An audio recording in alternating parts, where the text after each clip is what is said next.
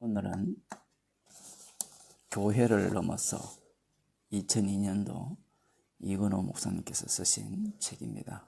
대장간에서 출판되었습니다. 그리스도의 몸으로서의 교회.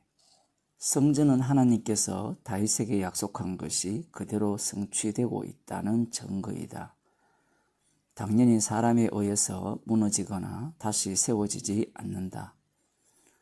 오로지 약속이 무너지면 같이 무너지고 약속이 세워지면 다시 세워지는 것이 성전이다. 이처럼 성전이나 이스라엘은 언약이라는 조건 속에 일관성 있게 놓여 있다. 언약이란 예수 그리스도를 지칭하는 것이지 그 외의 것을 지칭하는 것이 아니다. 예를 들면 메시아에 대한 인간의 의무사항이나 행동 지침을 포함하는 것이 아니다. 신약의 교회도 이 언약의 연장선상에 있기에 예수 그리스도에 대한 인간의 태도나 규범의 범주를 언급하는 것들은 새 언약 안에 포함되지 않는다. 새 언약이란 예수님의 단독으로 아버지의 지시에 따른 성과물이다. 가까이 하던 제자들조차 이 새 언약 성립에 기여한 바 없다. 그들은 도리어 예수님만의 자리를 위해 배반이라는 모습으로 곁을 떠나게 된다. 목자를 치면 양떼들이 흩어진다는 예언의 말씀도 제대로 된 새언약 달성을 위함이다. 제자들의 스승을 위한 순교 결례에도 닭구름조차 넘기지 못하고 새 속의 선을 넘지 못했다. 닭구름 이후에는 주위에 아무도 없이 예수님이 하나님과 홀로 있는 시간이었다. 즉, 새 언약에는 그 어떤 인간 조건도 담을 수 없다는 이야기다. 오로지 내 살이며 내 피뿐이다. 따라서 새 언약 아래에서의 성전은 예수님의 몸으로만 규정된다. 만약 이 규정에 어긋나게 인간에 의해서 유지되고 성장되는 교회라면 구약에서부터 말해온 성전이 아니며 새 언약 아래에서의 성전도 아니요 그저 사이비 신전일 뿐이다. 그런데 바로 이 지점이 곧 오늘날 우상으로서의 교회가 피어나는 곳이기도 하다. 그러면 참 교회와 우상 교회는 무엇이 다른가? 신약시대에 와서는 참 교회는 없음의 정신으로 성전을 유지한다. 한 곳에 고정시킨 성전은 없어진 것이다. 성 안의 성전을 내가 보지 못하였으니 이는 주 하나님 곧 전능하신 이와 및 어린 양이 그 성전이심이니라. 계시록 21장 22절 말씀. 그렇다면 이 새언약 시절에 있어 메시아가 할 일은 무엇일까? 그것은 새 언약만을 완성하여 세우시는 일이다.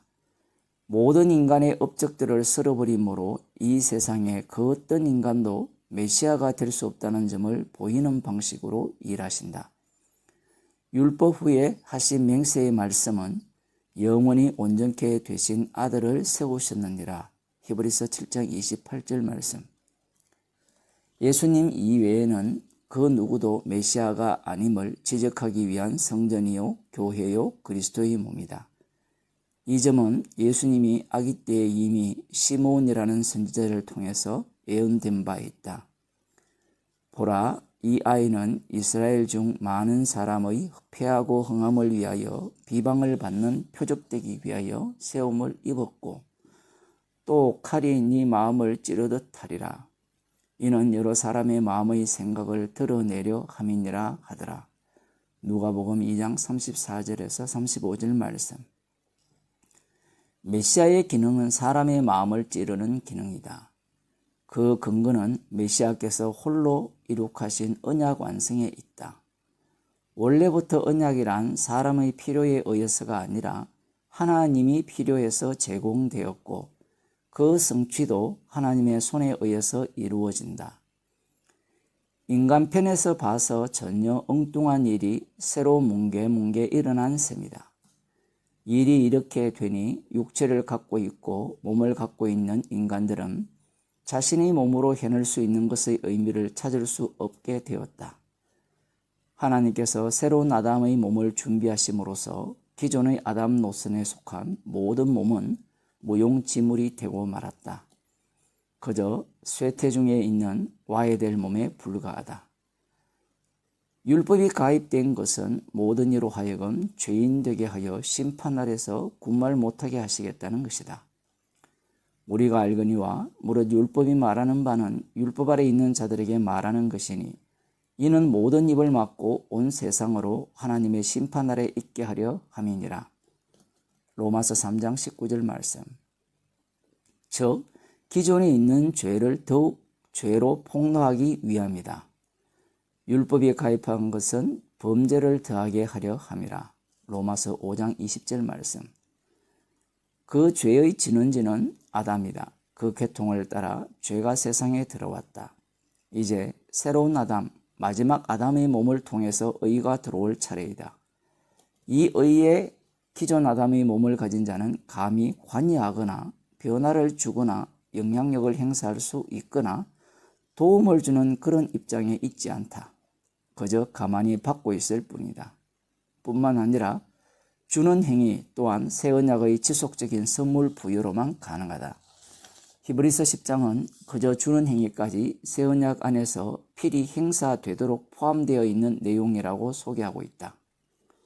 주께서 가라사대 그날 후로는 저희와 세울 언약이 이것이라 하시고 내 법을 저희 마음에 두고 저희 생각에 기록하리라 하신 후에 또 저희 죄와 저희 불법을 내가 다시 기억지 아니하리라 하셨으니 이것을 사하셨은즉 다시 죄를 위하여 제사 드릴 것이 없느니라. 히브리서 10장 16절에서 18절 말씀. 이 모든 언약 행위의 주체자는 인간이 아니라 하나님이 친히 예비해 놓으신 그 한 몸, 곧 예수님의 몸뿐이다. 그러므로 임하실 때에 가라사대 하나님이 제사와 예물을 원치 아니하시고 오직 나를 위하여 한 몸을 예비하셨도다. 히브리서 10장 5절 말씀. 이렇듯 오직 하나님만이 언약을 성취해 나가시는 주인공임을 천명하고 계신다. 이 예비된 몸과 인간의 몸은 어떤 차이점이 있는가? 기록된 바 첫사람 아담은 산영이 되었다 함과 같이 마지막 아담은 살려주는 영이 되었나니 고린도전서 15장 45절 말씀. 이 본문에 보면 산영과 살려주는 영이 나온다. 바로 이 두 영의 차이이다. 즉 예수님이 아버지 하나님과 새 언약을 맺게 되면서부터 살리게 되는 분으로서 업무에 들어가 있다. 이것이 인간들의 몸으로는 하나님의 말씀을 이룰 수 없는 이유다. 그것은 아담의 몸은 이미 그 지배권이 인간 자신에게 있는 것이 아니라 공중의 권세를 잡고 있는 악한 영, 곧 불순종의 영에게 넘어가 있기 때문이다. 그때 너희가 그 가운데서 행하여 이 세상 풍속을 쫓고 공중의 권세 잡은 자를 따라서니 곧 지금 불순종의 아들들 가운데서 역사하는 영이라. 에베소서 2장 2절 말씀. 이들은 하나님의 영광을 썩어질 피조물의 영광으로 바꾸는데 그 모든 것은 궁극적으로 자기 영광으로 종결된다. 인간들은 자기 행위를 밖으로 표출하면서 자기에게 영광성이 되돌아오는 것을 염두에 두고 행동하게 된다. 사람의 영광을 하나님의 영광보다 더 사랑한다. 자신의 몸이 모든 것의 중심이요 진리의 종착점으로 해석하면서 살아오고 있다. 몸이란 육체를 지니고 있는 당사자가 그 물질 덩어리 하나에 자신의 모든 것을 의존하는 양식이다. 모든 것들은 몸 안에 여백이 없이 촘촘하면서도 나란히 뭉쳐져 있다. 따라서 육체를 지닌 인간이 가장 불안해하는 것은 육체 내부의 밀집성과는 정반대의 모습을 띠는 해체의 질서인데, 즉 분리될까 두려워하는 것이다. 육체가 해리되면 모든 것이 끝장이라고 겁을 집어먹고 있는 것이다. 인간이 자기 육체에 집착하는 이유는 이러한 해리와 기간의 무질서를 해소하겠다는 의욕에서 비롯된 것이다. 인간에게 있어 도덕이라든지 윤리라는 것도 실상은 자신의 몸을 중심으로 잡고서 그 대상과의 연결력 내지는 유화력을 시도하는 힘의 행사이다. 몸을 지닌 인간은 자신의 육체를 소유하는 그 방식으로 계속해서 주변의 것들을 잠식해 나감으로써 몸의 팽창과 자기 질서의 확장을 시도한다. 이것이 곧 진리라고 규정하고 정의이며 선이라고 보고 있다. 이 진리관으로 인간은 눈에 뜨이는 모든 것들과 접촉하고 결합하며 소유하는 형태로 산영으로서의 그 고유성을 잃지 않으려 한다. 무엇을 해도 이 형태를 보인다. 성전이라든지 신을 위한 모임을 결성할 때도 마찬가지다. 이왕 산영이기에 이 산영을 기반으로 해서 신과 접촉을 시도해 보겠다는 것이다. 그렇게 하면 그 성전과 그 교회는 자신의 몸과 해리되지 않기 때문이며 더 나아가서 자신이 곧 성전의 일부가 되어 보고자 한다.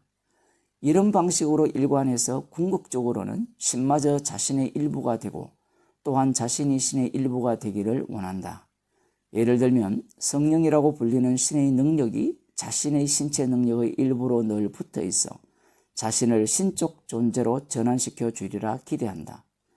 인간들은 모든 것을 산영, 자기 몸을 중추로 하여 해석하기에 성전이라는 건축물도 인간의 힘과 연관시켜 생각한다. 인간의 정성으로 유지될 수 있는 성전을 하나님도 받아주시기를 원한다. 언약을 대하면서 인간은 자기를 위한 언약으로 해석한다.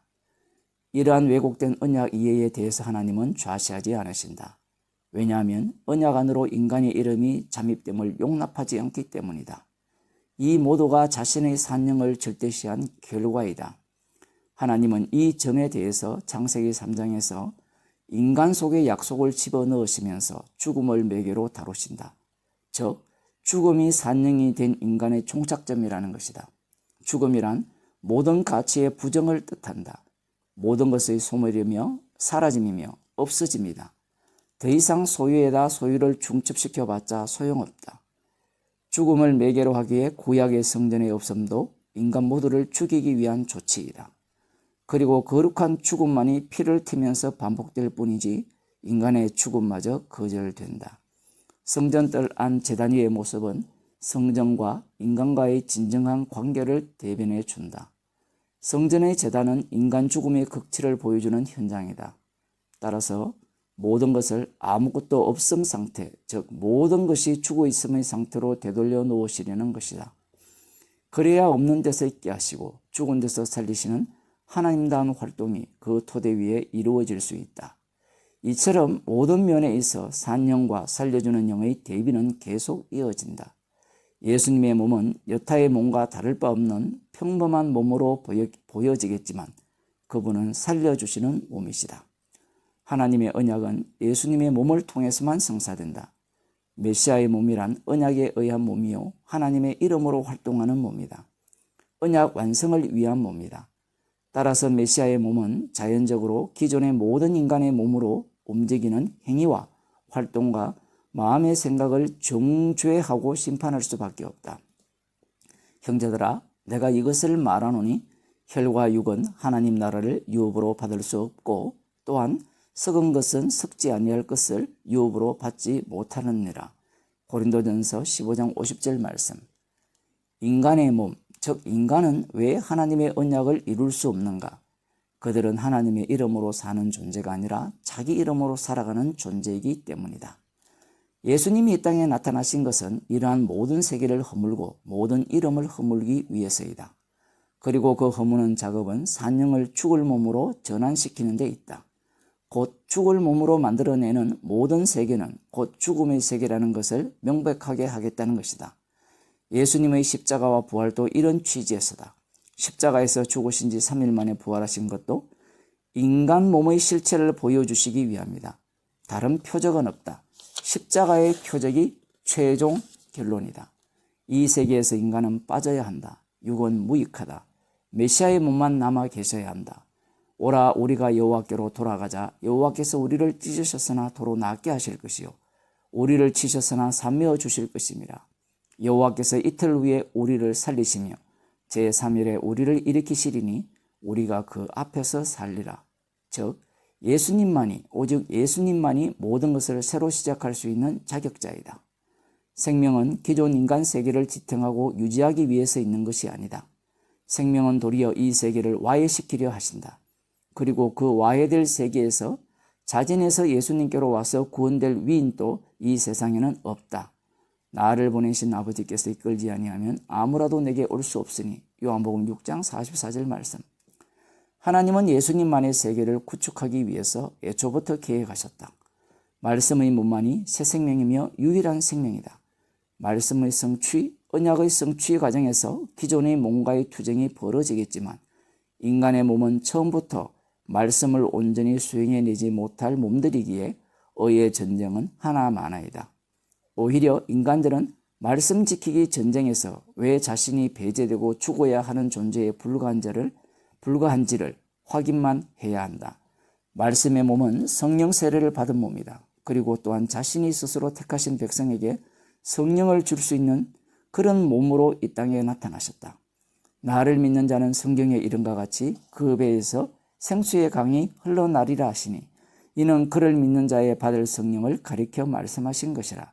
요한복음 7장 38절에서 39절 말씀입니다. 따라서 예수님이 가는 곳은 항상 육신과 성령의 몸과의 싸움이 일어난다. 누구든지 말로 성령을 거역하면 영원히 사함을 받지 못한다는 말씀은 예수님 자신의 몸을 기준으로 하신 말씀이다. 사도가 선포하신 바도 예외가 아니다. 너희가 이같이 어리석었냐? 성령으로 시작하다가 이제는 육체로 마치겠느냐? 갈라디아서 3장 3절 말씀. 갈라디아서에서는 사도 바울이 인간의 육체를 아예 죽여놓고 복음을 설명한다. 모든 행함의 주체자로 인간이 나서는 것을 권한적으로 차단하기 위해서다. 내가 그리스도와 함께 십자가에 못 박혔나니 그런 적 이제는 내가 산 것이 아니요 오직 내 안에 그리스도께서 사신 것이라. 이제 내가 육체 가운데 사는 것은 나를 사랑하사 나를 위하여 자기 몸을 버리신 하나님의 아들을 믿는 믿음 안에서 사는 것이라. 성령께서는 유일하게 성령 세례가 주어진 그 예수님의 몸으로 발생된 십자가를 가지고 세상에 대한 하나님의 심판의 깊이를 다 드러내시려 하신다. 자기 백성을 찢고 때리시는 분이 바로 그들의 하나님이셨다.